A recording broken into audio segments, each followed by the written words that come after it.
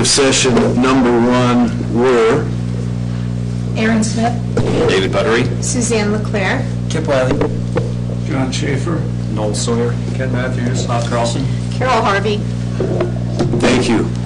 And the participants in executive session number 2 were Aaron Smith, David Buttery, Suzanne LeClaire, John Schaefer, Noel Sawyer, Ken Matthews, Bob Carlson. Carol Harvey.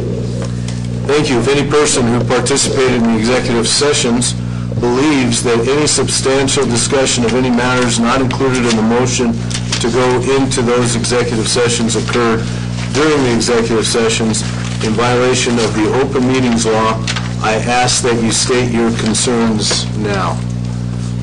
Hearing none, the next agenda item is the Pledge of Allegiance. If you all join me.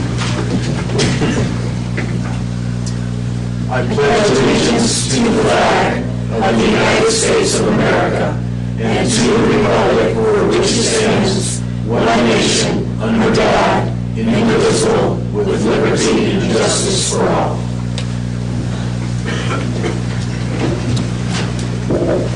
Okay, thank you very much.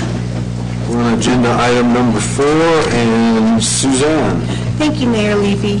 Council, this evening we are filling the vacancies or the openings to the boards that expire at the end of January. We have openings on the Historical Preservation Committee, the Planning Commission, Board of Review, and we have someone that would like to change from an alternate on Board of Adjustment to a permanent member. And so we've advertised all of these positions and the incumbents have applied. You have their applications in front of you, and I have some of them here this evening I can tell you who's here. There's some, quite a bit that are not, if you'd like to ask them any questions and interview them. If we start with the Historical Preservation Committee, in the audience is David Langley and Michelle Perkins. Okay, refresh my memory, how many openings do we have for the Historical It's just Preservation? 2 for 2.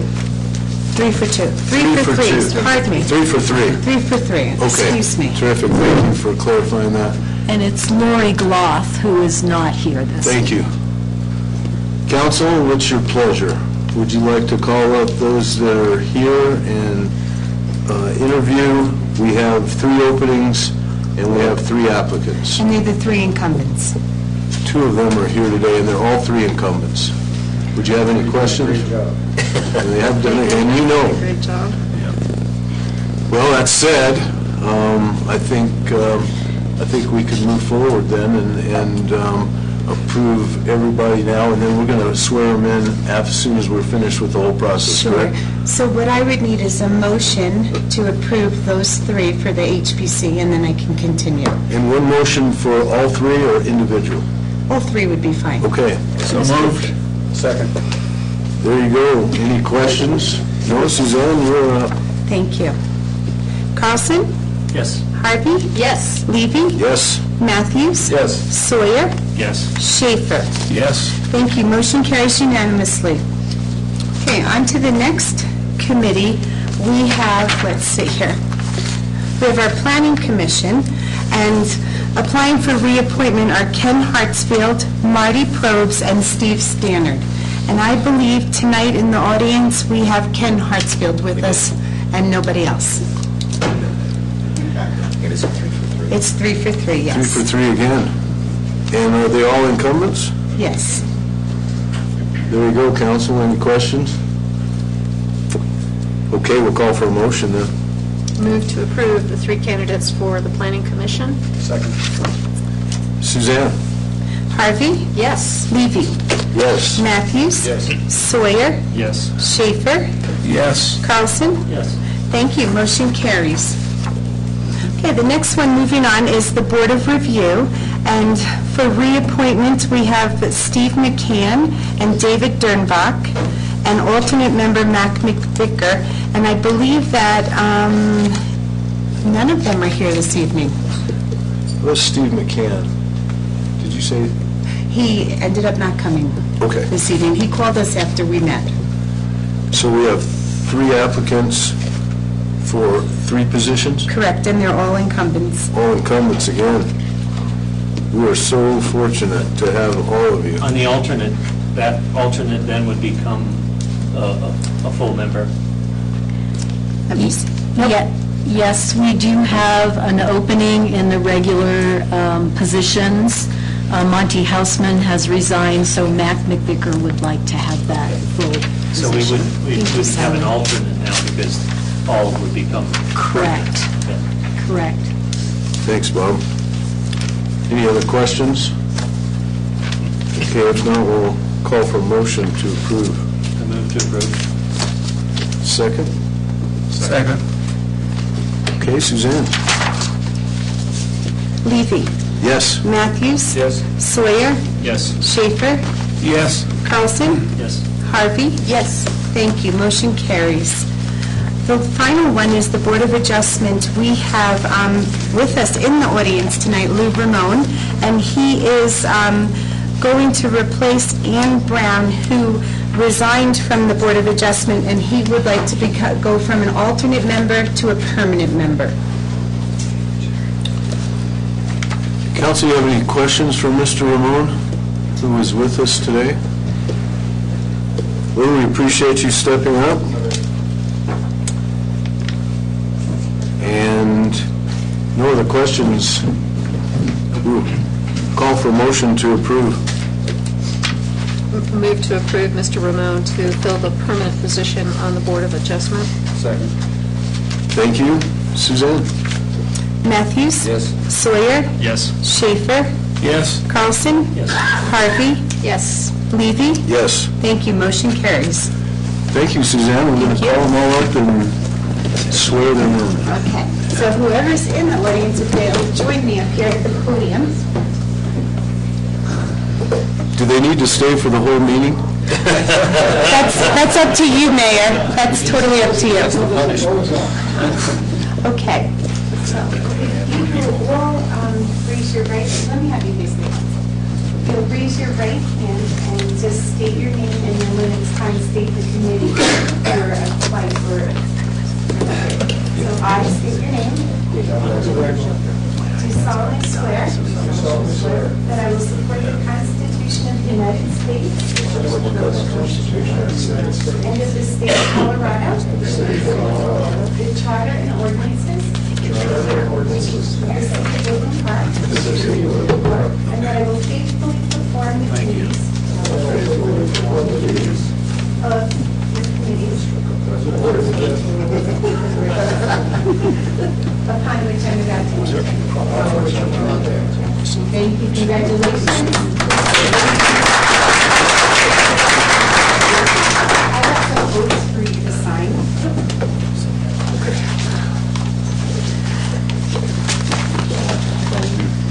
I'll start with Lou. I have yours right here. So if you sign, you keep the colored one, and I'll keep the other one. Okay.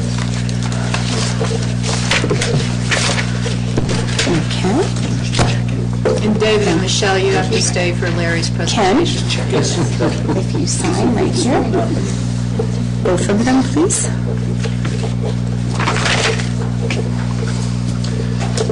Thank you. I'll keep this one. Okay, thank you. You can keep that one. And David, have you signed both of them?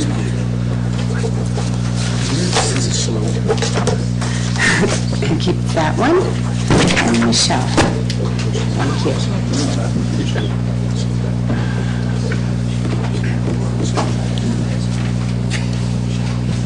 There you go. Okay, thank you very much.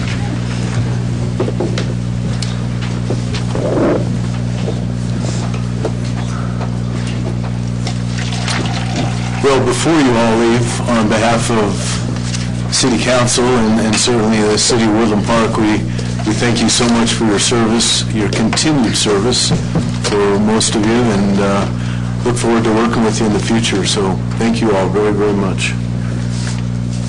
Okay, we will move on to item number 4B, and we're fortunate to have Larry Black in the audience, and Larry's going to do a great presentation in honor of the city's 125th anniversary.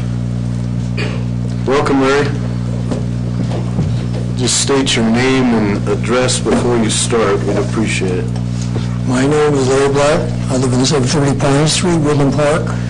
I've lived in Woodland Park for 50 years, off straight, so I've seen a lot of change. And people want to know what was it like then. I said it was a three-horse town. 3 horses were hitched to the post office. We didn't have the traffic we have today. So that's give you an idea, change beyond. And so I have prepared a very short program for tonight by request. The long, full program will be on January 31 for the celebration at the Cultural Center to be here at 12:30, and the program will be at 2 o'clock. And I have some new treasures to add to that I haven't added. You're just going to get an abbreviated teaser tonight. It was a request of the Main Street to put a program together of the history of Woodland Park, and I put it in basically in sequence of 10 years. We have a few years that are missing, but otherwise we're starting way back in the beginning. And can we begin? I have 10 minutes. I have 10 minutes and I get the hook. Now, this is the early signs. Some of these slides or presentation are from private collections, from the city collection, and the UPass Historical Society collection. 1984, welcome sign to Woodland Park. I always thought it was a beautiful sign myself. Here we have the Steffa. The request for the program was to do from the highway to lake and from park to west. There's not much history documented in that area, but that's a part of the Steffa area. We tried to get a better picture, but sadly still working on that, right? Downtown Woodland Park, 1897, Terrell. That looks like more than 3 horses. It's a booming town, because this is a lumbering town and railroad town, not a mining town. Downtown Woodland Park, 1890s, and for those that have good eyes, you can see the Woodland Hotel in the top left corner, built in 1893 for the cost of $14,000, which would be rounded to today's inflated money, $500,000, 55 guest rooms torn down in 1938. The highlight of that was supposedly when it was closed, the kids enjoyed roller skating on the porch. Where would you roller skate in Woodland Park? Think about it. And then also, if you get inside, you could take the laundry chute down to the basement. Nothing like a thrill in the moment. The Woodland Hotel. Built for a hotel, then a sanitarium, and then apartments, and then torn down in foreclosure in the 1930s. You actually, the viewpoint is from, this is, the Martini Hut, Clara Ross's antique store. Downtown, we have the Fosters. The Fosters are a pioneer family also in Woodland Park. There's the Foster area south of the highway. This is Foster. Thomas Foster and his family. We do not need to know all their names. I don't have those on the card either. But the Foster family is very famous. I think it was his brother who did the Foster art books. If anybody did the Creative Foster, How to Draw. Foster, same family, associated with Woodland Park. Downtown Woodland Park, 1900. We have a few boardwalks, and I love that tree. There's going to be a tree in the highway right up to the 1930s. So trees everywhere, with little boardwalks, not much activity. The pavilion, Memorial Park, we're trying to find a better picture on it, and it's not happening. We're working on it. This is the best we could do for the pavilion. City Park, remember the The pond was much bigger in the early days. Now we're revamping. 1930s, Woodland Park. There's that tree on the right-hand side. But remember in the 1930s, right in this area, this was not Highway US 24, it was South US.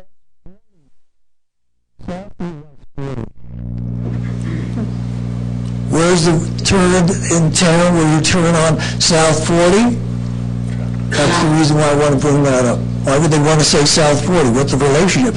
We actually had South US 40 here until changed to 24.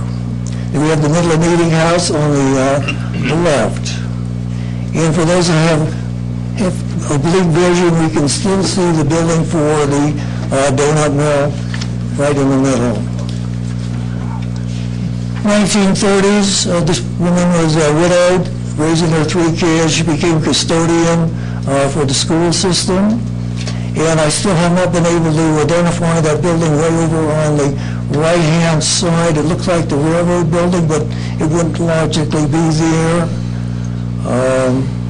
Well, there's always work to do. Downtown 1930s, Carroll's Market. There's that tree.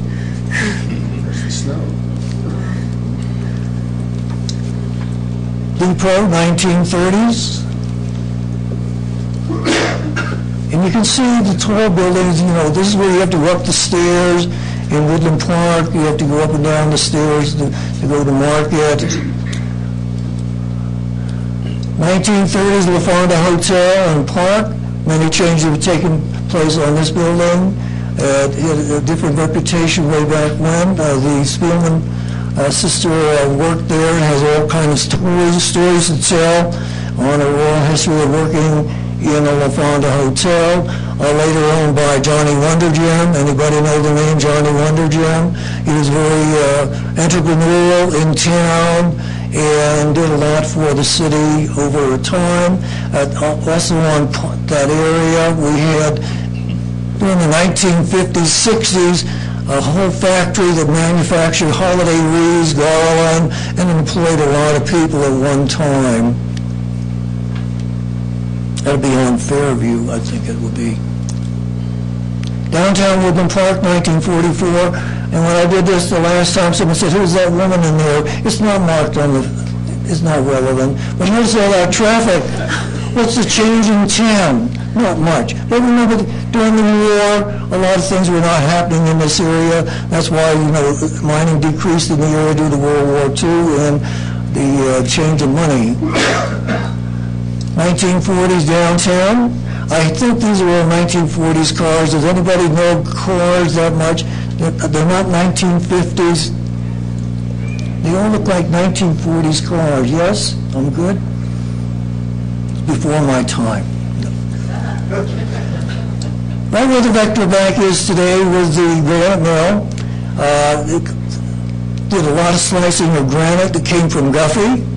And supposedly ran out of granite in Guffey, but then styles changed and the granite mill went out of business. Then it became the auction barn, and then it became the lock shop, and then also a pet store. Stories go that when it was the granite mill, the hermits we had, Louis, would go in and find a corner with all his coats on and stay at the granite mill. What was also unique about Louis, supposedly that when he was doing it, he had all his coats. He had little mice nests in his coats.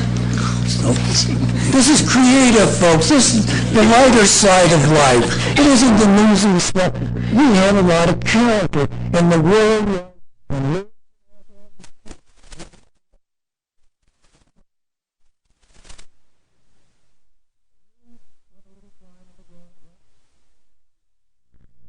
Changes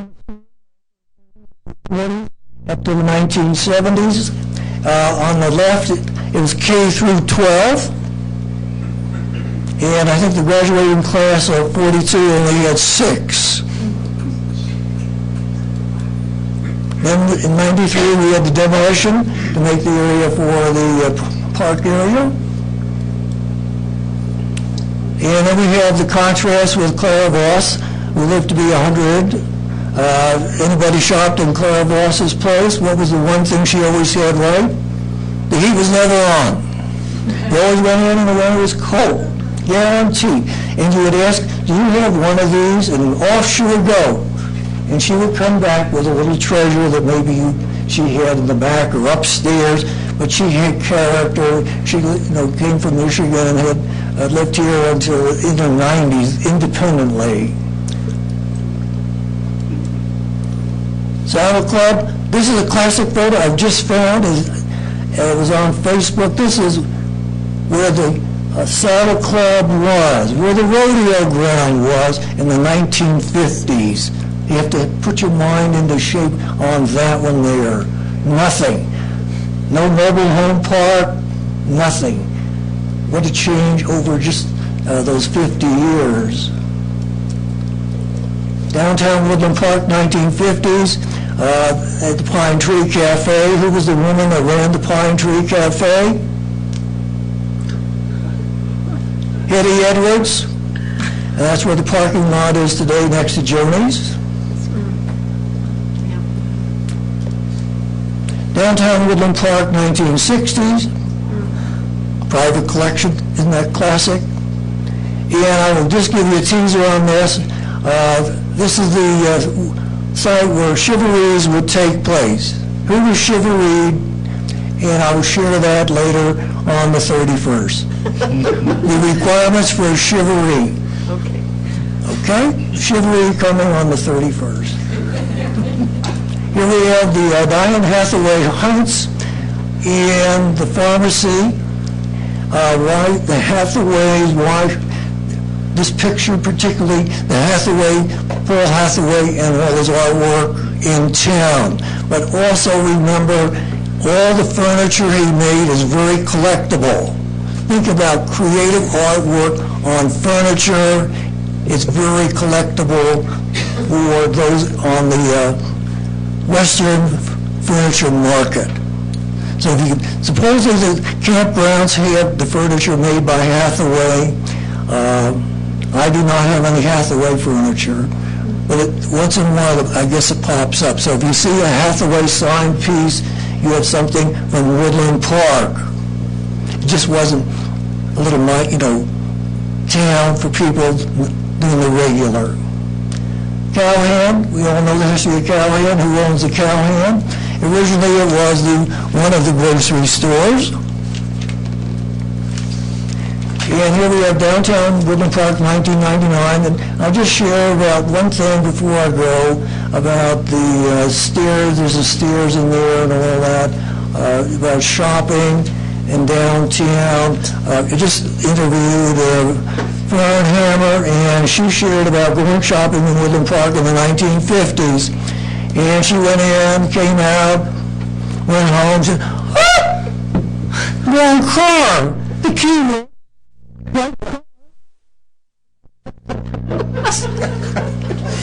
The key was in the car. In those days...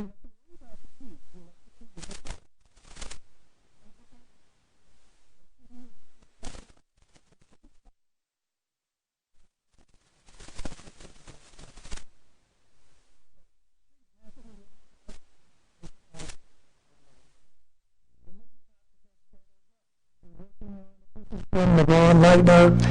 It's the pool on Rampart, a heated pool, 1950s, 1950, 52, 53. Think about it. Woodland Park, a heated pool. Don't rub it in. We were ahead of our time. Yeah.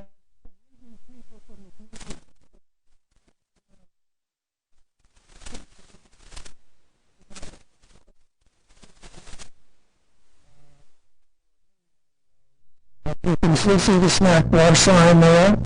They tried to tear it down. It's built so well, it's impossible. A heated pool in Woodland Park. And on another note, remember I think about 1977, we were supposed to also have a pool by the Gerald Ford Wing Program.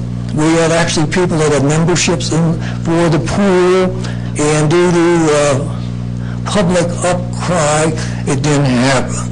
So the government's going to pay 1977, I think it was, 76, a pool by the federal government. The Historical Society and the Committee on Historic Preservation is documenting these buildings. Maybe you've seen the song. And Carol's in there. We did that just on a cool day. It was. And that's all I have. Very So Larry, you are going to do another presentation on the 31st. The 31st, you get the whole spiel on how to have a party beyond a party in the summer, little things like that, and other little and how to do a chivalry right. Thank you very much, Larry. That was great. Okay, agenda item number 5, if there are no additions, deletions, or corrections, we'll move on to the consent calendar, and Suzanne. Thank you, Mayor Levy. This evening on tonight's consent calendar, we have the minutes from the December 17th regular council meeting, and we also have a request from Chris Thornton from Bleed Hockey for permission to serve alcohol at Meadowwood Sports Complex during a hockey tournament that begins on January 8th and goes through January 10th, and we've done that the last 3 years. Any questions about the permission to serve alcohol? We did that last number of years. I think they drink beer, don't they? Never had a problem. Any other questions about consent calendar? Okay, if not, call for a motion to approve. So moved. Second.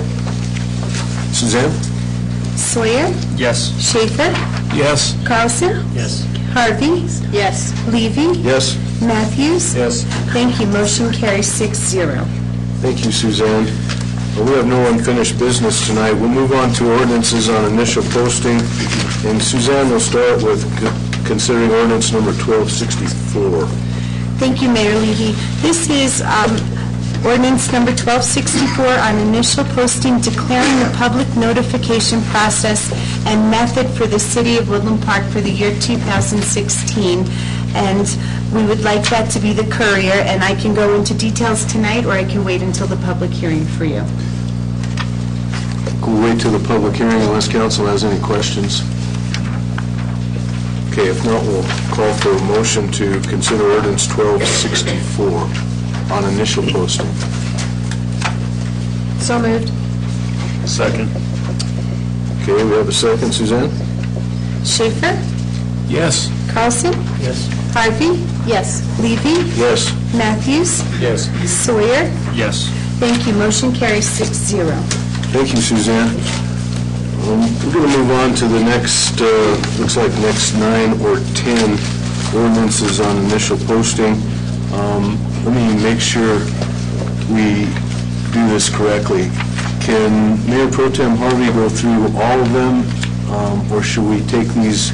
I know we have to vote one at a time. Correct. Should we go through all of them first, or should we vote after each one? She's prepared to do a report on the whole broad picture of all of them, and then we'll do motions individually on each one at the end.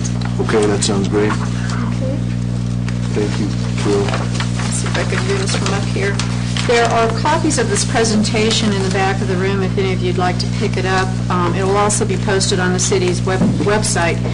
And this is just a summary of the committee's work, the Charter Review Committee from this last year. Our committee started its work in February, and our sunset is actually on the 15th of January. We have both council members that were on the committee as well as one of our citizen committee members, Mr. Peter Scanlon, and I'm going to allow Peter to speak when I get through with this presentation. This is a presentation that's really going to talk about the process that the Charter Review Committee went through, not necessarily a detailed description of each of the ordinances that are in front of us tonight for our initial posting. We'll have that discussion when we do the public comments on the 21st of January. So let me just kind of take you through a couple of things that happened back in January last year. And I'll start with a charter definition. As all of you know, we are a home rule community, and a home rule community operates under the authorities of a charter. And the charter for Woodland Park, I think, was actually adopted in 1977. We'll get to that in another slide. This is just a definition that we got from the Colorado Municipal League about what a charter does. Every home rule town is required to have a charter. And that's kind of unique to home rule cities as opposed to statutory cities in Colorado, and there are statutory cities in the state. But a home rule town doesn't have to operate under the statutes of the state. We operate under our own charter. And it's really considered an instrument of limitations, and if anyone cares to understand that, we'll let Aaron explain it to you. But it's basically an instrument that establishes the organization of our government, our municipal government. It does not, however, spell out in detail how the city operates. It's intended by its very nature to be as flexible and as one size as fits all as possible. There are some mandatory provisions that are required in a charter, and I'll show you in the next slide just exactly what that would be.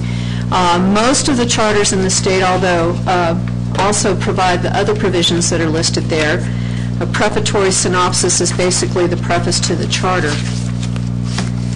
So if you boil it down to what we have to have, it's basically article powers. So the City of Brevity, this is a perfectly legal charter in any home rule city in the state of Colorado. Article 2 of this particular charter is just free gravy. Don't even need it. So we could suffice with Article 1 that establishes the powers of the municipality. We don't even need the prefatory synopsis, but it kind of gives you an introduction to the charter.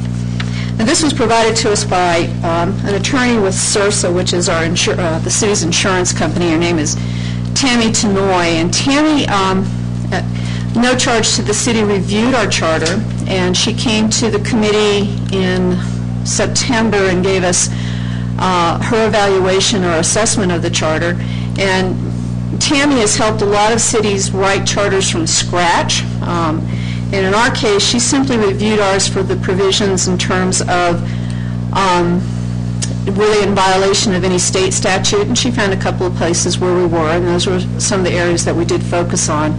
But she declared that our charter really was pretty sound, and for it to have survived this many decades, I think that was a pretty good assessment. But Tammy was quite certain that we could have sufficed with this charter if we'd wanted to. But we didn't. So as I mentioned before, actually 1975 is when our charter was established. And this is kind of a laundry list or a history of how many times that we discovered it had been amended. One of the other unique things about charters is that the changes in a charter cannot be made by the city council. They have to be made by the voting citizens. And that is really where we've come to tonight, is recommendations for some minor changes to our charter that we would propose be referred to the ballot in April 2016. So you can see that the changes that have occurred over the last couple of decades are pretty minor. You'll see a couple of times where a larger slate of changes were recommended to a vote, 2001 being the where we had more than one that was referred to the voters. And you'll notice that there's only 2 times in the times that we were able to discover that referred measures were actually defeated, and that was in 2001 and then again in 2012. So as I mentioned before, our Charter Review Committee came about as a request of a couple of staff members here in City Hall, also based on an event that had occurred in 2014, and that was the infamous tie vote or tie appointment vote for our mayor's position. And that was really an interpretation of the existing charter, that the council had certain limitations. As I mentioned before, a charter is an instrument of limitations that required the city council to make appointments to any vacancy on the council or in the mayor's position within a certain number of days. And then there was no provision to do or to address a tie vote. So that was one of the impetuses for our Charter Review Committee to come into existence. And some of you may remember we passed that back in January of last year, and we gave ourselves a sunset date. And I say a sunset date because that Charter Review Committee could be resurrected at any time if anyone's got the stomach to do it again. And we'll talk about how that could happen or occur again. Within that resolution, we identified 3 council members, and I think you have already heard me thank both Councilman Schaefer and Councilman Matthews for joining the committee. Then we had 4 citizens at large. One of those was Peter Scanlon, who's here in the audience, Gretchen Bundy Ladowitz, Eric Smith, a former council member. I don't know, is Eric here tonight? Eric had planned on coming. Eric left the committee in October, and then Val Carr. Val broke his hip a couple of weeks ago, or he would have been here tonight as well. It's not a requirement to be on the committee. The first meeting was in February of 2015. We met every month with the exception of July, and then in December we met twice. All of the meetings were open to the public, and we had the services of the city clerk, who served as an ex officio committee member, and then the assistance of our city attorney, Aaron Smith. Aaron's guidance during the time of the committee review was paramount to the success of the committee. But I want to make the point that Aaron spent an inordinate number of hours assisting us, but at some point Aaron did have to charge us for those hours. So that kind of helps you understand that we did not do a line-by-line review of the charter, one, because it would have been impossible in a year's time, and number 2, every recommendation that we made had to be reviewed by the attorney and then eventually turned into a ballot initiative, and that costs money. So if you're wondering why we don't have more referred measures in this particular reading, that's one of the reasons why. One of the other reasons why is in our strategy we determined that we wanted to limit the number because each initiative is that much more text on a ballot. We didn't want to confuse the voting public when those initiatives come to be voted on in April, and we wanted to try to get those that either had a legal reason to be reviewed because something in the state statute had changed that mandated we either ask the citizens to vote to reverse the state statute based on our own initiative, or because it was no longer a valid part of our charter. So, as I mentioned, we asked Aaron to kind of kick off our season last February and give us a little bit of guidance and the parameters on each side of the committee's objectives or the strategy for the year. We used other home rule city charters as examples very extensively, not to say that any other city had a better idea than we did, but just to kind of give us guidance as the year went by. We forced ourselves at each juncture of our monthly meetings to assess both the pros and cons of each issue, and the bottom line, based on both Aaron's guidance and Tammy Tenoy's guidance, is try to get rid of some of the verbiage in our own charter in order to keep it as simple as possible and as flexible as possible. So we used the KISS concept whenever we could. So we have 9 referred measures that we're bringing to the council. All 9 can be accepted and then referred to the ballot. Each one could be considered individually. We could consider the entire slate, or we can go through each one individually. For tonight, my recommendation is that we simply consider them on first posting, and at the public hearing decide individually if we want all 9 to go forward. I'll ask you at the end of the briefing if that's the way you want to go or not.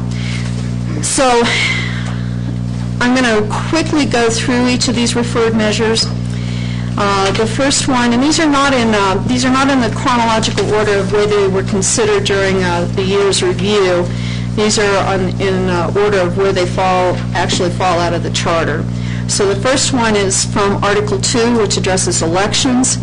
And this one was, it's probably the one that takes the most text out of our current charter. It's this one. Simply because at one point in history, state statute was pretty sparse when it came to election procedures and election law. Over time, that has been corrected by our state legislature. So we reviewed our existing elections sections and determined that we could simply say, we adopt the state statutes as written, except for those cases where we had very specific initiative and referendum clauses that this town had voted on. So really, in the end, what this particular referred measure is all about is taking out the text that is repetitive of the state statutes, but maintaining the text that is unique to Woodland Park. The next one is another one that came from the elections section, and this is about breaks in service for council members and mayors and terms of office. This is one where we found a conflict with the state statute. And in order for us to override the state statute and incorporate it into our own charter, that does require a vote by the public. So this one addresses those state limitations, but it also gets rid of the issue of stacking. Right now, if a council member or a mayor is appointed to a position, that appointed time counts towards the maximum term limit for that office. This one would eliminate the appointed period of time as counting towards the term limit. So in other words, if an individual is appointed to a position for 3 years, those 3 years do not count against the maximum term for an elected position. Okay, the next one is the one that, you know, we kicked this around at the beginning of our review process, and then we came back to it at the end because we all took some time to look at the charters from some other cities and figure out, is there a more elegant way to address a tie when the council appoints someone to fill a vacancy for council or for mayor? Several cities address it by specifically calling for special elections. There's no statutory requirement to do that in Colorado, but our recommendation was to make our own section on vacancies just a little more flexible by eliminating the 30-day requirement to fill a vacancy, and then secondly, allowing or specifying the option of a special election if necessary. Special election would not be mandatory. It would simply be an option that could be used in the event of a tie appointment vote. And the next one is some of these, for the next couple, these are pretty straightforward in terms of clarity. Right now, the city manager has a requirement to provide an annual report on the city's finances shortly after the end of the fiscal year, which is actually the end of the calendar year. But that happens before our budget is, or our finances are actually audited. So there's a period of time where the report numbers that do address our finances are not audited numbers. They're a very good estimation. And this is a case where one of our council members brought this to our attention, that there's sometimes a tendency to translate that annual report without the audited numbers. So this is a simple fix to allow the city manager to provide that report 21 days after the annual audit. This one is a money saver, pretty straightforward, but right now, both the city treasurer and the city clerk, by charter, are required to be obtain a surety bond, as well as be covered by criminal insurance, which all of our city employees are required to do. The argument here was that there really is no need for both types of insurance. So this is a recommendation that gives the council the option, if they really think they need both, then they can, but it also gives them the flexibility to simply use criminal insurance for those two positions. Not a statutory requirement, but it is a savings. Next one is, we now have a charter requirement to keep 3 copies of all codes that govern the city. 3 hard copies. I can't recall the cost of each of those copies, but they're expensive. There is no statutory requirement to keep 3, so this is just a recommendation that we keep 1. Another cost savings. And really the only con for this one is that there might be some bizarre episode where more than 3 people came in and wanted to sign out all 3 hard copies. I don't think that's ever happened, nor will it ever happen. This next one is an ordinance that, again, gives the council flexibility.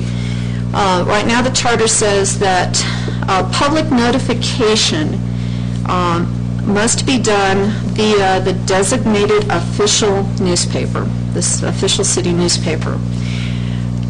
This is not a change to do away with that requirement. This is a change that, again, allows flexibility for the council to say, we will use an official city newspaper, but we may only post the name of the ordinance and then refer the readers back to a city website to read the entire ordinance. The pro here is obvious. It's a financial savings to the city, and it's really an acknowledgement that the newspaper has a place. We don't want to do away with the ability for the citizens to look at the newspaper to see that something is occurring, but it acknowledges that social media is changing, and this gives us the flexibility to use or leverage social media to the best benefit. We'll still use the newspaper, though. 9.17, if you recall earlier in the brief, I identified twice in charter votes that were put to the citizens on the charter, 2 times where 2 measures were defeated. This is that measure again, but it's a different twist on the measure. We have a charter provision that prohibits the use of municipal funds for private benefit. It has some leeway to allow for, in extreme circumstances, an ability for the city to override this particular charter, but it's a little bit inflexible. So instead of a measure to repeal this particular section, we are recommending wording in the charter section that would allow for the council to consider, by exception and after demonstration of a true solution to a valid public purpose, the council to consider projects for the public purpose. This, again, is just a matter of flexibility. It does not repeal 9.17, but allows the council to consider exceptional cases for the use of municipal funds. And then finally, this is probably the most straightforward, but it is one that we reviewed early in the year and then went back and modified our recommendation.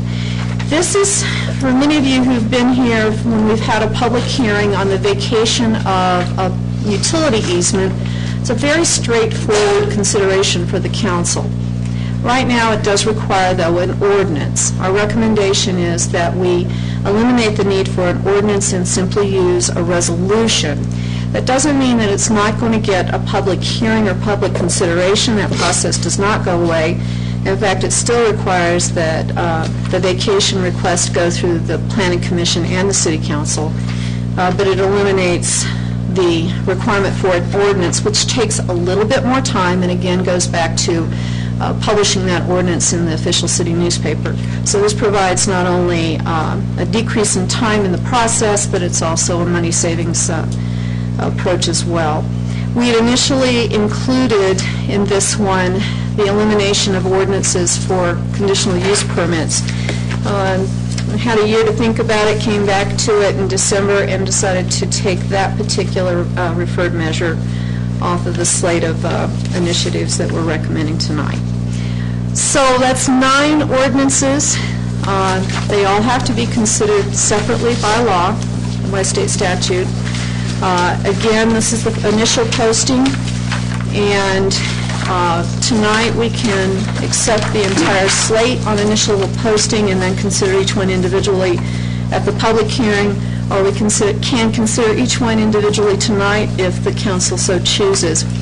Before I finish, though, I'd like to give both council members that were part of the Charter Review Committee opportunity to speak, as well as Peter. John, I'll start with you. All right, well, let me say first, I think Mayor Pro Tem did an excellent job of summarizing nearly a year's worth of discussion regarding the review of the charter. All of these are moving forward with unanimous approval from the Charter Review Committee. Some of them are rather straightforward, as Carol said, and others perhaps a little bit more complicated. I think we had a diverse committee, a lot of different perspectives, and I think the result that we have developed is one that the council should seriously consider all of these referred measures that come with the committee's recommendation for approval. Well, I would also echo John's accolades for Mayor Pro Tem Harvey. She did an excellent job in leading this and putting all this together, as you can see. It just is an incredible job and took a lot of time for everybody. I would say, although we all are recommending we look at all these different items, we need to look very closely. We're bringing them to council as a group for all of us to look at and decide, are these the ones we want on the ballot? Is this too many? Which I have some concerns with. The more of them we put on there, the more full the ballot gets, and I think there's a tendency for some people just to say, I'm just going to vote no on everything, and I don't want it to get to that. It's too important.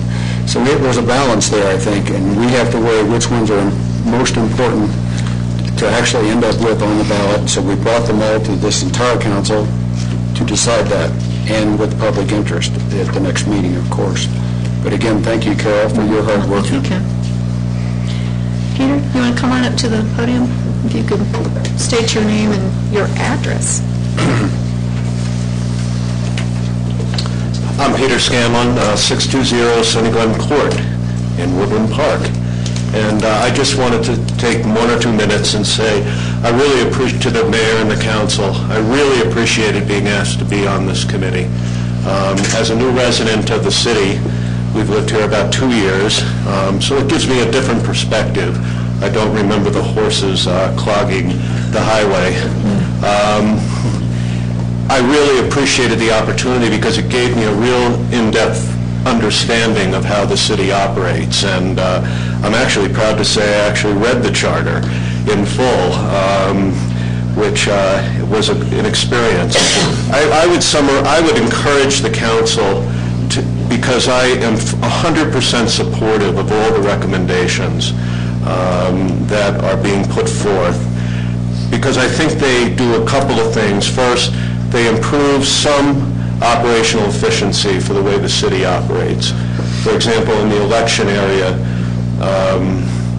the city clerk has to have a Rube Goldberg spreadsheet balancing charter requirements for election and timing of different things with state laws And given the fact that we, for example, believe that the state statutes, with some exceptions to maintain home rule uniqueness, cover election rules, there's not really the need anymore, for example, to have that type of process in our judgment.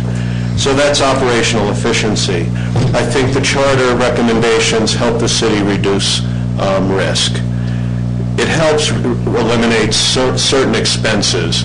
It's not going to eliminate millions of dollars, but every little bit counts here and there, and we look towards eliminating expenses as one of the key things in looking at each of these items. And I think one of the things that it also does is it maintains some of the things, all the things that are unique to the home rule of Woodland Park. So when we looked at other cities' charters, which we did for several months, we didn't just say, oh, Longmont has a great charter, let's do it. We have our own unique attributes that have come up through time, and those have been fully maintained. I also think it empowers the city council to make decisions, or gives the city council more flexibility to make decisions on development that will support a valid public purpose. On 9.17, I was very supportive of it, of considering the change right from the beginning. I've lived in two significant communities. It has always been the purview of the city council to make those kinds of decisions with public input.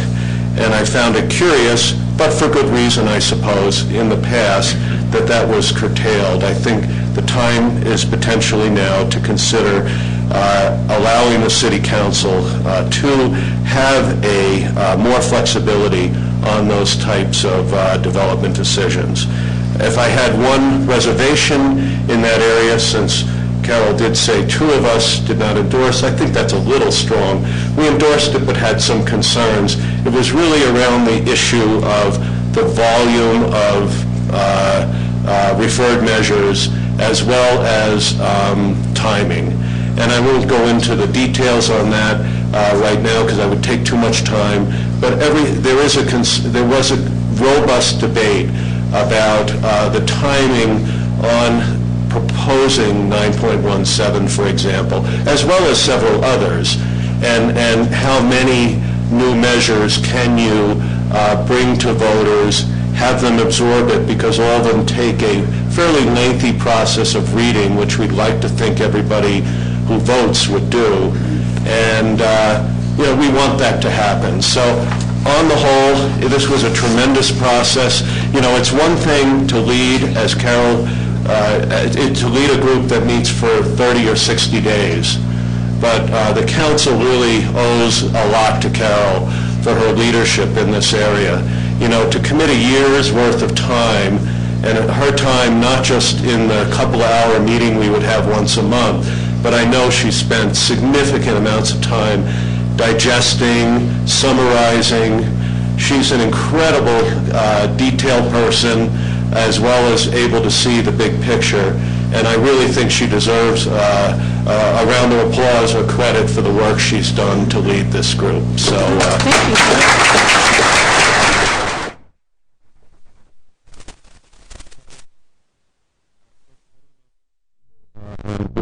on this committee.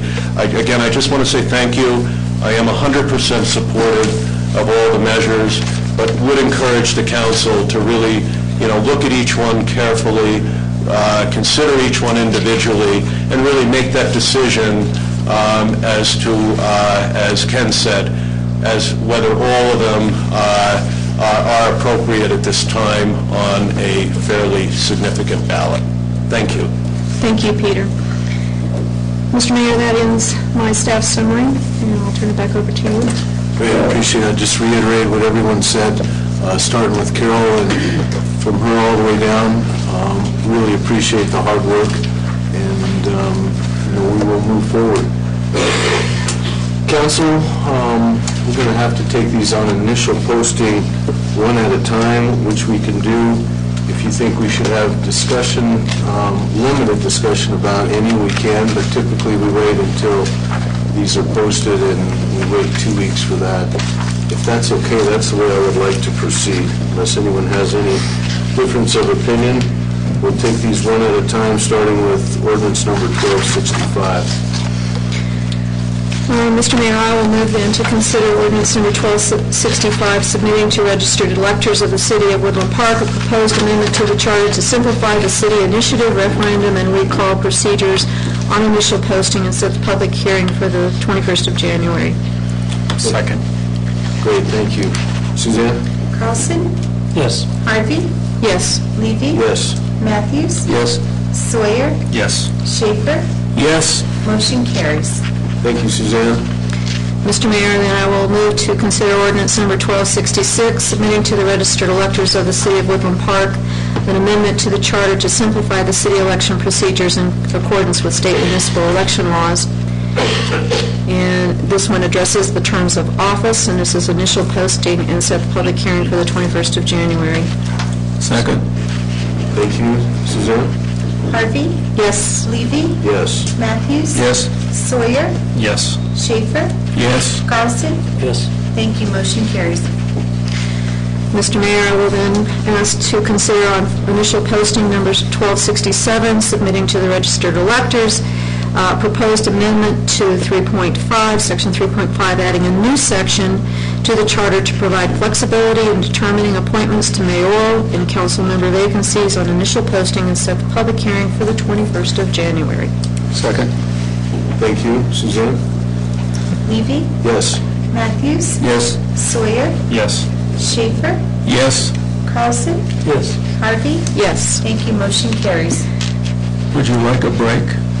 No, I'm good. On a roll.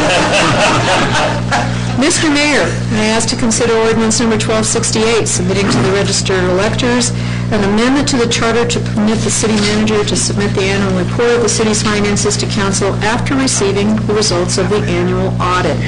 On initial posting, public hearing for the 21st of January. Second. Thank you, Suzanne. Matthews? Yes. Sawyer? Yes. Schaefer?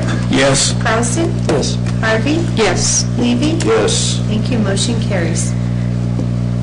Mr. Mayor, consider ordinance number 1269 to amend and allow insurance in lieu of surety bonds for the city officers, namely the clerk and treasurer, on initial posting and set the public hearing for the 21st of January. Second. Thank you, Suzanne. Sawyer? Yes. Schaefer? Yes. Carlson? Yes. Harvey? Yes. Levy? Yes. Matthews? Yes. Thank you. Motion carries.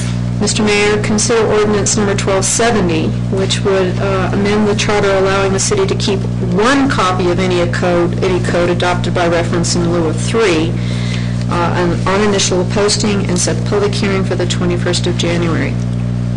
Second. Thank you, Suzanne. Schaefer? Yes. Carlson? Yes. Harvey? Yes. Levy? Yes. Matthews? Yes. Sawyer? Yes. Thank you. Motion carries. And Mr. Mayor, move to consider ordinance number 1271, submitting to the registered electors an amendment that would authorize City Council to determine instruments of publication annually by ordinance, which may include the city's website. And this would be on initial posting, public hearing set for the 21st of January. Second. Thank you, Suzanne. Carlson? Yes. Harvey? Yes. Levy? Yes. Matthews? Yes. Sawyer? Yes. Schaefer? Yes. Thank you. Motion carries. Mr. Mayor, move to consider ordinance number 1272, submitting to the registered electors of the city of Woodland Park a proposed amendment to amend section 9.17, which would give the council the authority and flexibility to use municipal funds, resources, and/or waive certain development fees for a development that furthers a valid public purpose, and to refer this to ordinances having to do with the use of municipal funds or resources. And this, again, would be on initial posting with a public hearing of the 21st of January. Second. Thank you, Suzanne. Carlson? Yes. Harvey? Yes. Levy? Yes. Matthews? Yes. Sawyer? Yes. Schaefer? Yes. Thank you. Motion carries.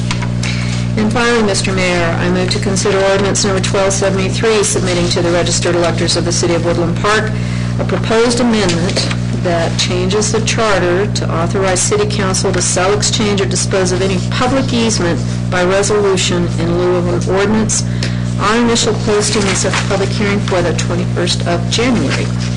Second. Thank you. Suzanne? Harvey? Yes. Levy? Yes. Matthews? Yes. Sawyer? Yes. Schaefer? Yes. Carlson? Yes. Thank you, motion carries. Thank you, Suzanne, and once again, Carol, thank you very, very much. And everybody that was involved, Ken, and certainly John and Peter and all those that have been mentioned, just a great job. Long, tedious process, and I forget Aaron Smith. Thank you all very, very much. Okay, we will move on to page 3 of the agenda, which we have seldom. Public hearings, we have none tonight. We're going to move on to new business, and we will start with John Schaefer and the presentation of the Community Investment Review Committee and recommendations for funding. At this point, I'm going to recuse myself from this process because my wife's nonprofit has provided an application for this funding. So Mayor Pro Tem Harvey will take over.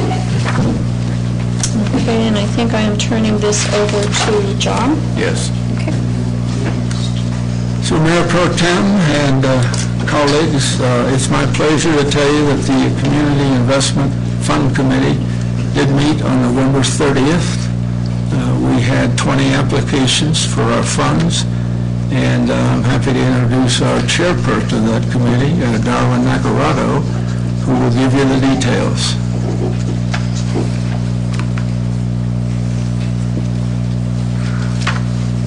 And if you could state your name and your address again. Darwin Nacarado, 14 Great Court, Woodland Park.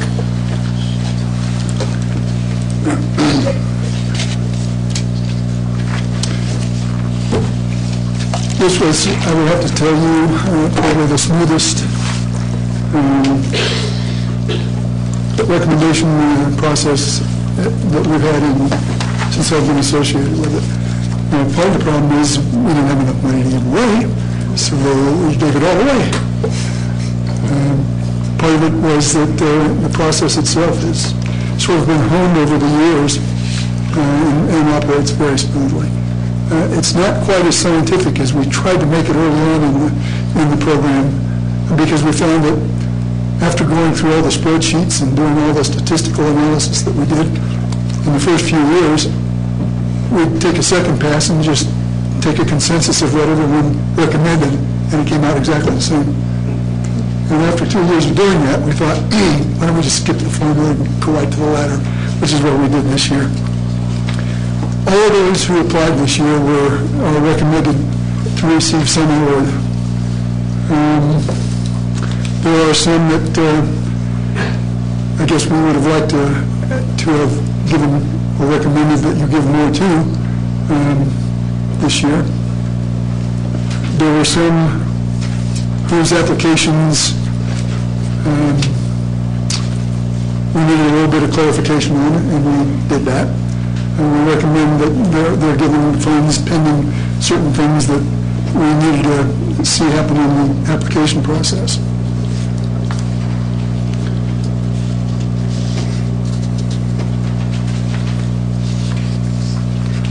There were, if you look at the second page of the list of recommendations, you'll see that there were 4 groups who did not reapply this year. In addition to those, there were a couple more who didn't apply this year and also didn't apply last year, so they weren't included in the 4. Those were a couple of my own North Council member groups. But we've said to those groups time and time again that, you know, if you absolutely don't need it, don't apply. Especially in these periods where the funds themselves are limited. Don't just apply because you do it every year. That's not going to get you where you want to be. And so they didn't. Usually they send in a letter saying, we're not going to apply this year. Thank you very much. I guess I'm going to recommend to you that you approve the recommended list as per the spreadsheet that we've provided in the staff report.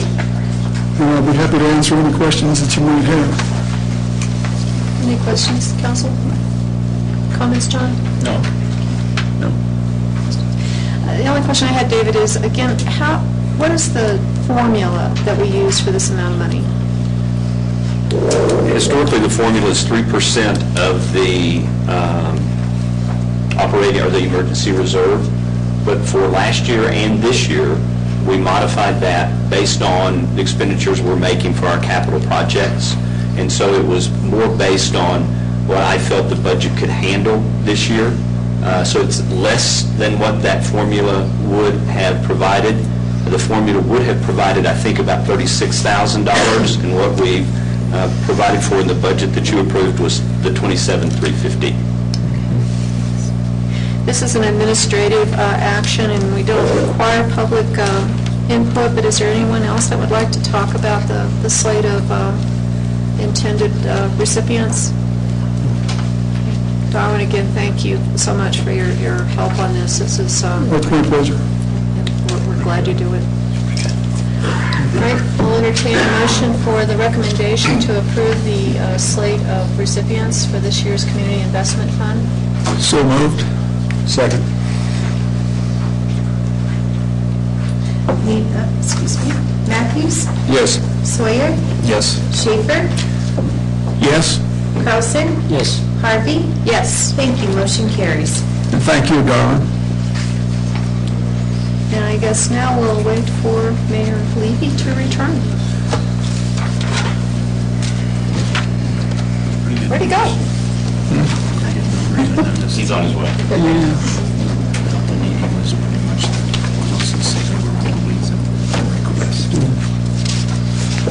The nice thing about committee is we've got experience working with many of these. Thank you, Carol. Okay, we'll move on to item number 10B, and David Buttery. Thanks, Mayor. Council, before you this evening is to consider a motion to proceed with the Tabor issue as it relates to sustainable funding regarding the RE2 Woodland Park School District. You've had a presentation from the school district. You've had some discussion. You had the opportunity to have additional discussion this evening. I notice in the audience tonight is the chair of the school board, Carol Greenstreet, and a member of the school board, Beth Huber, as well as Brian Gustafson, who's, I always forget his title, but he's like the number 2 guy in the whole school district for operations and finance and all those things, business operations. So we're glad you're here this evening. And council, I'll turn the issue over to you tonight for your direction. Council, where would you like to start on this? I think first we probably should ask Aaron to explain the process and why the council would have to sponsor this ballot initiative for the school district. Thank you, Mayor Pro Tem. And the answer to that is that the school district does not have any authority under state law to levy a sales tax. And the city has the authority to levy a sales tax. And I can extrapolate more if you wish. Does that answer the question? It does for me. Okay, thank you. Yep. Other questions? We've had some discussion about this already. Do we need to make a motion to proceed? Yes. Okay. Do we have any? Go ahead, John. What does that commit us to then? Thank you for that question, Mayor and Council. What that means is that a ordinance would be prepared. This question has to be referred to the voters, just like the other charter amendment questions have to be referred to the voters, and that has to be done by an ordinance. And so it would be the preparation of an ordinance, and also in connection with preparing for that election, we would be recommending that it would also direct staff to prepare and work with the school district and their council on a proposed intergovernmental agreement related to the election, which would allow for the costs related specifically to the Tabor portions and anything else that was specifically related or prorate the staff time and other time spent on elections generally, so that the city can recoup its costs related to this from the school district. And correct me if I'm wrong, timing-wise, this needs to be presented on initial posting on the January 21st meeting, Correct. so that it can be approved on the first meeting in February, so that it can be on the ballot on the April 29th ballot. Is that correct? And that is correct. Bob? The city had informed me, the school district had proposed this in a working session a couple of weeks ago. It came up with a detailed proposal. I'm just asking... Could you speak, if you could pull the microphone a bit closer to you, thank you. I'm just asking whether or not the city has had a chance with your experts in the area, like Wally or somebody, whether or not those are representative numbers and something that we could go with. The numbers as presented in those charts that were provided, those are absolutely accurate. Yeah, those represent the mill levies, they represent the sales tax. Yes. Okay. Ken? What opportunities will the public have to be involved in having some discussion on this? Well, go ahead, Eric. Why don't you answer that? Thank you. And there will, as this is an ordinance, it will be scheduled for a public hearing on February 4th. And so it will be noticed and scheduled for public hearing, and the public will be able to comment then.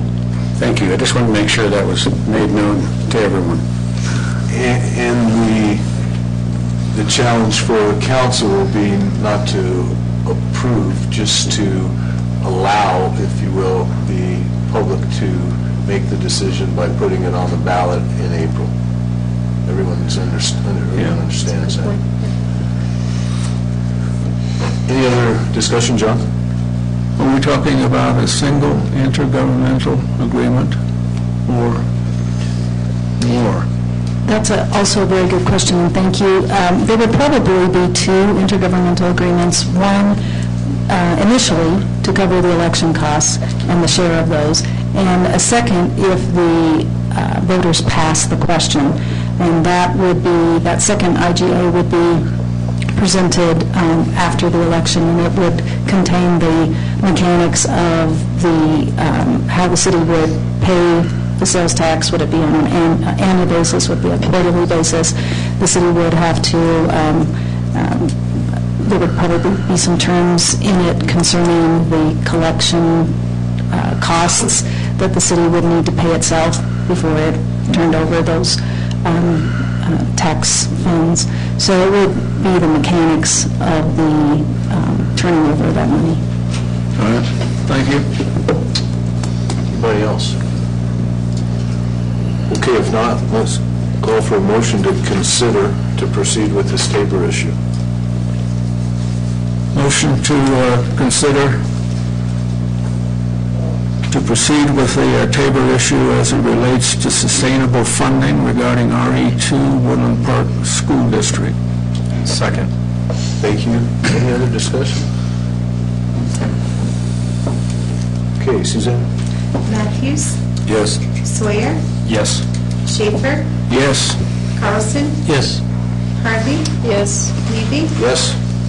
Thank you, motion carries. Thank you, Suzanne. I have no one signed up tonight for public comment on items not on this agenda. That said, is anybody here that would like to step forward? Not. Okay. Move on to mayor's reports. And I'll start, as always, with our student art from Woodland Park School District. You see over here on my left, Kip is always great at presenting. This comes to us from the 6th grade in middle school, and Travis Sanders. And I always mention there are a number of these in the admin building at the school, and if any of the businesses would like to hang one in their business, they're certainly welcome. And there's a number there, and they're all just as beautiful as this one. So thanks to Travis and thanks to the school district for allowing those to be hung in council chambers. Okay, I have a couple of announcements as we move on to reports tonight. Saturday, January 9th, the Winter Farmers Market, UPass Cultural Center from 9 o'clock to 1. This Sunday, January 10th, Harry's Roamers Motorcycle Club 50th Annual Ice Races at Rainbow Falls, Mountain Trot Park on North Highway 67. Races begin at 9 a.m. Is Larry still here? Larry's gone. I wonder how many years he's been going to that. Tuesday, January 12th, the Woodland Park Police Department, in concert with the Chamber, presents active shooting training at the UPass Cultural Center, 8 to 10:30 a.m. Free, but registration is required on the Chamber website. On Wednesday, January 13th, the Chamber presents a business roundtable, Communications, the Good, the Bad, the Ugly. UPass Cultural Center, 7:30 to 9 a.m. Register with the Chamber, 687-9885. Also, Tuesday, January 19th, the Chamber Business After Hours, this month at Woodland Professional Building from 5:30 to 7. On Wednesday, January 20th, the city will host a city council prospective candidates forum in council chambers here from 6 to 7:30. And again, I'd like to take this opportunity to encourage those in our community. There are a number of available options if you'd like to run for city council. We have 3 openings, and there's also a mayor opening. So seriously consider that. Again, Wednesday, January 20th, this will just be a prospective candidates forum, any questions that can be answered and the like. 6 to 7:30 right here in council chambers. That's all I have. We'll move on to Carol. Nothing, Mr. Mayor. Nothing. Bob, what do you have for us tonight? Nothing. Ken? Well, I'd just like to say, Keep Woodland Park Beautiful Committee keeps moving on. We had over 11 people there this week. It's a very active committee. You're going to hear a lot more about activities this spring, including cleanup in the city of Woodland Park. And if anybody wants to get more involved, we can always use more volunteers. It's a great committee, and it's for a great cause, so keep us in mind. Thank you. Thank you, Ken. Noel? Nothing. John? Nothing. Okay. We'll move on to Aaron Smith. I have nothing, Your Honor. Nothing. Okay, city manager's report. Yes, sir, we have 2 this evening. First, our city clerk, Suzanne. Thank you, Mayor Levy. This evening, I would like to just go over some election items for you with the upcoming election that is set for April 5th of this year. As Mayor Levy stated, there are 3 of the 6 council member position open, and there's also a mayor's position. The council positions are for 4 years. They're 4-year terms, and the mayor is for a 2-year term. The city charter in section 3.1 and section 3.2 describe the roles of the mayor and the council members. I've listed some pertinent dates, which I'd like to review with you, and some important details that you need to know. In order to run, you must be 21 years of age, a citizen of the United States for not less than 7 years, and a resident of the city of Woodland Park for not less than 1 year immediately preceding the election. These are some important dates for you. As the mayor has already announced, Wednesday, January 20th, is our prospective candidate forum, and that's a really neat information session for anyone that's interested in running. Friday, February 5th, is the first day that you can pull your petitions for candidacy, and they'll be available in our office upstairs. 25 is the minimum number of registered voters that you need on your petition. I would encourage you always to get more than 25 in case some of those are not valid. This is the most important date that I want to bring to everyone's attention. I have it in red for you, Council. Friday, February 12th is the deadline to file your petition for candidacy in the clerk's office. This gives you from February 5th to February 12th 7 days to circulate your petition, and it gives me a 1-day cure period. And what that means is you turn your petition in I can go through all the signatures, validate them. I have 1 day to get back to you if you need to go out and get more signatures. The city election, as you know, is mail ballot only. The mayor's term is open, now held by Mayor Levy, and the council member terms that are open are Mayor Pro Tem Harvey, Council Member Carlson, Council Member Mello. And again, the election day is April 5th. Is there any questions? Okay, thank you. Thank you, Suzanne. I did want to reemphasize something. There's not one person on this dais right here who has had to compete against somebody in an election, okay?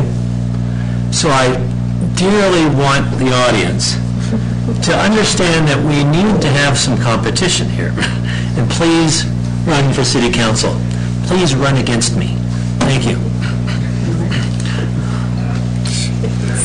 Sounds like Mr. Carlson is running.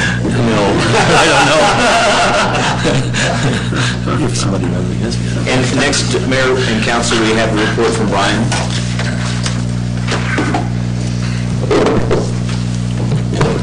Mayor and Council, good evening. Just a couple short, quick items. As we start the new year, we're into work program agenda items, and specifically DDA and Main Street. We're looking at a collaborative effort supporting an eventual downtown improvement plan that targets and prioritizes specific projects improving the overall downtown area. That would include the Main Street area. We will think of the process somewhat like a capital improvement plan linking specific projects with realistic funding opportunities. A couple of the opportunities that we have, obviously, is a DDA revenue stream that we hope will continue to be increasing as years go on. But with an effective plan, with a lot of input from the various groups that work within the city, we'll be able to identify projects, and we hope that Main Street is the lightning rod for a lot of that. Also, in a continued effort of the Main Street Organization Committee, they continue to work through the 501c3 nonprofit IRS status. The Main Street Organization Committee has submitted bylaws to the city attorney for review and comment, and has received those comments, and will process them accordingly. We thank you, Aaron, for your work on that.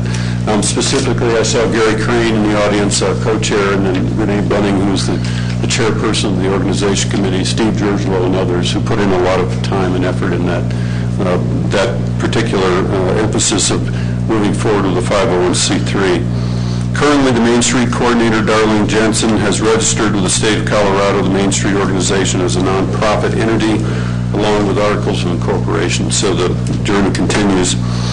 Main Street, again, Darlene Jensen, City Economic Development, working with Carol Lindholm out of my office, Economic Development Office, working with Sally, who's setting up the 125-year city anniversary. There's a lot of collaborative efforts, and I think you'll be pleased with some of the events that will be forthcoming in a combination of, from our office, Economic Development in Main Street, in collaboration with some of the other things that Sally's doing.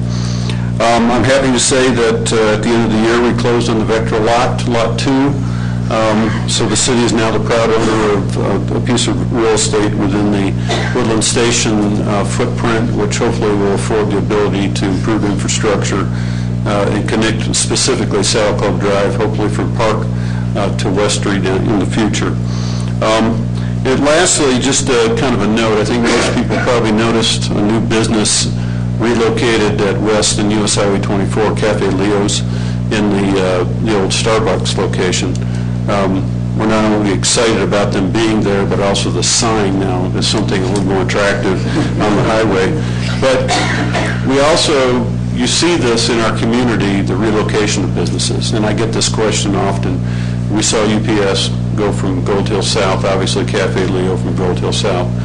It's a dynamic process for small businesses to make decisions about where they can best operate.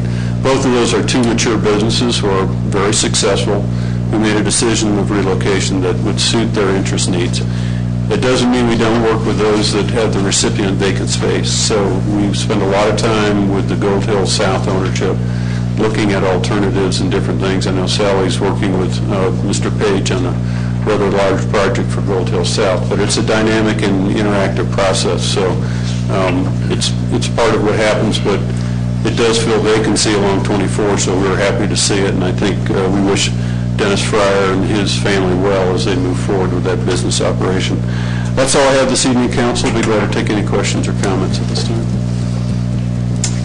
Brian, thank you very much. Thank you. I appreciate it. Okay, I have no comments on any written correspondence, and this meeting is now adjourned. Thank you all for being here.